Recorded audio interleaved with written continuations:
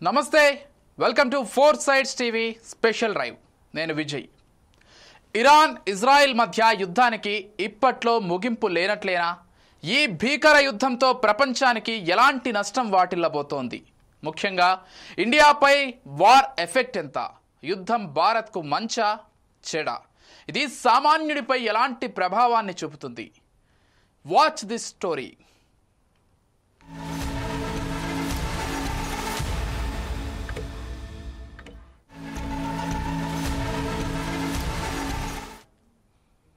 Israel Iran మధ్య ప్రస్తుతం భీకర యుద్ధం కొనసాగుతోంది. నువ్వా నేనా అన్నట్టుగా ఇరు దేశాలు దాడులు చేసుకుంటున్నాయి. అయితే ఈ యుద్ధం మరింత తీవ్రమైతే ప్రపంచ దేశాలపై, ముఖ్యంగా భారత వాణిజ్యంపై ప్రభావం పడుతుంది. ఎర్ర సముద్రం, హర్మూజ్ జలసంధి ద్వారా రవాణాకు అంతరాయం ఏర్పడి చమురు ధరలు, రవాణా ఖర్చులు, ద్రవ్యోల్బణం పెరుగుతాయి. అయితే ఇరాన్కు బాస్మతి బియ్యం ఎగుమతులు తగ్గడం వల్ల దేశీయంగా ధరలు తగ్గే అవకాశం ఉంది. అలాగే విమాన, సముద్ర రవాణా ఖర్చులు భారీగా పెరిగి భారత వాణిజ్యానికి పెద్ద నష్టం వాటిల్లుతుందని సరుకు ఎగుమతిదారులు అంచనా వేస్తున్నారు. ముఖ్యంగా కీలకమైన జలమార్గాలు మూతపడే ప్రమాదం ఉండటం భారత ఆర్థిక వ్యవస్థకు పెద్ద సవాలుగా మారనుంది. మన దేశం నుంచి యూరోప్ దేశాలకు నౌకల్లో వెళ్లే సరుకుల్లో దాదాపు 80% ఎర్ర సముద్రం మీదుగానే వెళ్తున్నాయి. ఈ మార్గంలో ఏ చిన్న అవాంతరం వచ్చినా మన ఎగుమతులు భారీగా దెబ్బతింటాయి.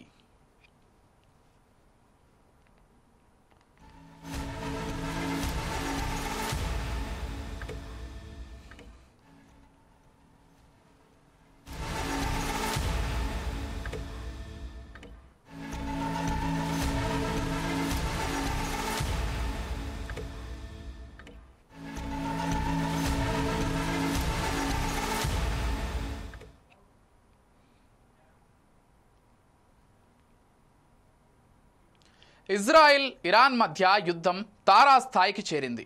ఇజ్రాయెల్లో దాడులు ఇరాన్ అగ్ర సైనిక కమాండర్ సహా 9 మంది అణుశాస్త్రవేత్తలు మరణించారు. దీంతో పాటు ఇరాన్ క్షిపణి దాడి ఇజ్రాయెల్లో ప్రాణ నష్టం, ఇంకా ఆస్తి నష్టానికి కూడా కారణమైంది. ఇరు దేశాల్లోని ప్రస్తుత పరిస్థితులు చూస్తుంటే ఇజ్రాయెల్ ఇరాన్ మధ్య ఈ యుద్ధం ఇప్పుడు ముగిసేలా కనిపించడం లేదు. అలాగే ఎంతో కాలం కొనసాగుతుందని కూడా చెప్పొచ్చు. ఒకవేళ ఇజ్రాయెల్ ఇరాన్ మధ్య యుద్ధం చాలా కాలం పాటు కొనసాగితే అది ప్రపంచంతో పాటు భారతదేశంపై కూడా చెడు ప్రభావాన్ని చూపుతుందని ఖచ్చితంగా చెప్పొచ్చు.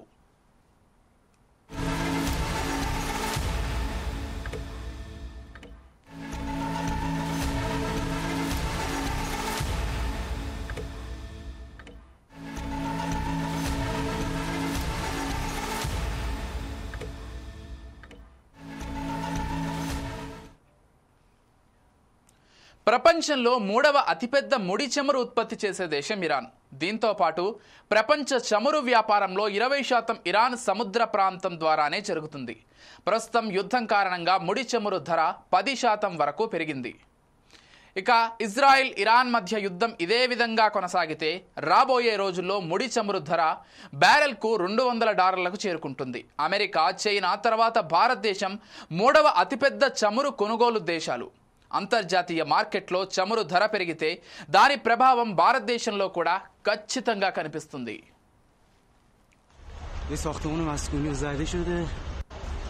ساعت الان 3:37 ورودی فرهزاد پایین. یه ساختمان مسکونی زده شده. ساعت الان 3:37 ورودی فرهزاد پایین. یه ساختمان مسکونی. ఇజ్రాయెల్ ఇరాన్ యుద్ధం కారణంగా ప్రపంచవ్యాప్తంగా స్టాక్ మార్కెట్లో అస్థిరత ఉంది.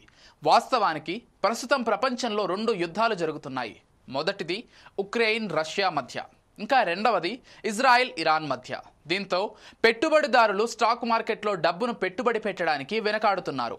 ఇంకా భారతదేశంతో సహా ప్రపంచవ్యాప్తంగా మార్కెట్లలో అనిశ్చితి వాతావరణం ఉంది.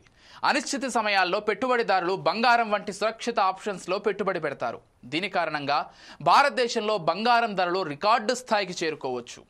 ఇజ్రాయిల్ ఇరాన్ మధ్య యుద్ధం కొనసాగితే రూపాయి బలహీనపడడం వల్ల విదేశాల్లో చదువుకునే విదేశీ విద్యార్థుల ఖర్చులు కూడా పెరుగుతాయి.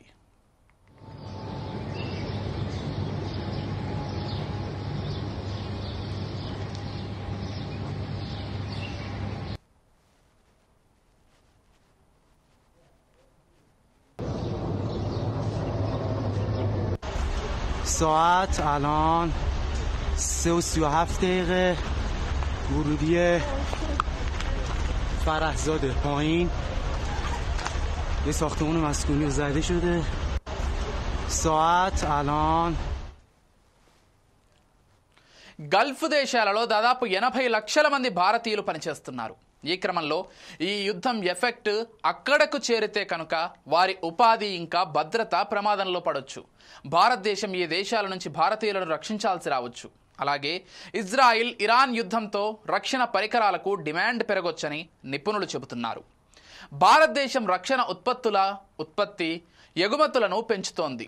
యుద్ధం కొనసాగితే ఆయుధాలు ఇంకా భద్రతా పరికరాలకు డిమాండ్ పెరగొచ్చు. ఇది భారతదేశానికి రక్షణ ఎగుమతులలో అవకాశం కల్పించొచ్చు.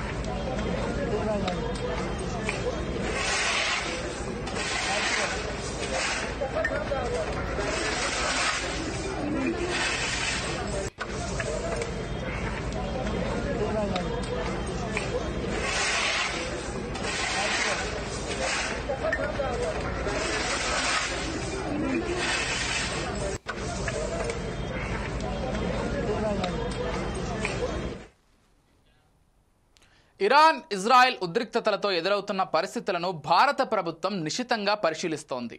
త్వరలోనే షిప్పింగ్ కంపెనీలు, కంటైనర్ సంస్థలు, ఇతర సంబంధిత వర్గాలతో కేంద్రం సమావేశం కానుంది. ఈ సమావేశంలో భారత వాణిజ్యంపై పడే ప్రభావాన్ని అంచనా వేసి సమస్యకు పరిష్కార మార్గాలను నిర్ణయిస్తారు. ఇది ఇవాల్టి special drive. Keep watching 4 Sides TV.